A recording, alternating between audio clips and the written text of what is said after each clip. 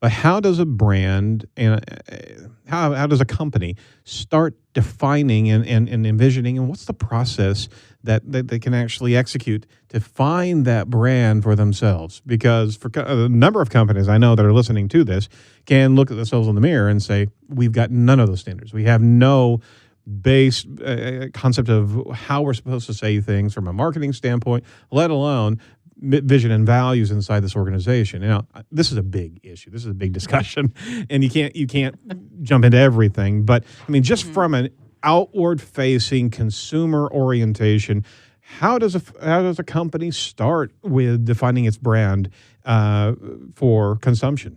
I think from our end, you have to know where you are, where you're living in this space to start with. So we have to be able to conduct research and see how you're measuring up, what your clients want to hear, what's working, what's not working, before you can place any strategy to begin a project.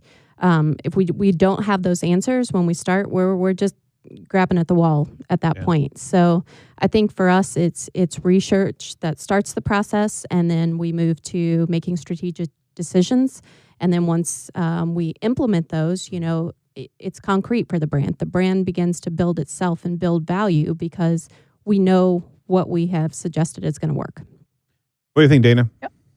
Yeah, and I think lots of interviews as well. That's really what you get into, and not just interviews with the C-level, right? Because they go, well, my word goes, yeah, but let's talk to somebody who's on the front line dealing with customers every day. And let's talk to your customers and see how they feel about you.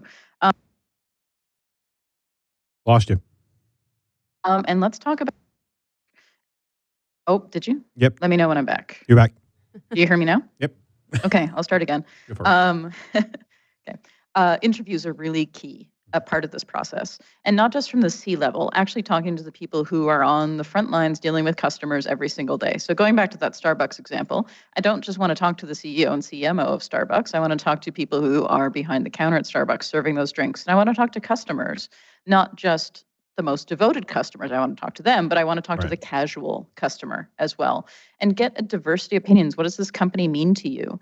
And then from there, distill it down into those core principles. And really, it's also what words are going to make sense to you, right? And so people will write things like, oh, transparent. Well, yeah, but transparent isn't just good. It can be bad too. So you have to, as part of the brand, understand how that can be good and also understand the negative of that. So for example, from Kickpoint, one of our brand values is vocal. And what that means is that if you do something and we don't agree with it, we're going to tell you, which works for the clients who like that sort of thing, but not everybody does, right? Sometimes they just want to put the money into the marketing black box, and then marketing comes out the other end, and they don't want any feedback or any discussion or any talk back as part of that process. So that means that we're not a good fit for every lead because of that. And that's something where you could say, oh, well, that might limit the size that we grow or the types of clients that we take on. It's like, yeah, but that's the decision that we've made.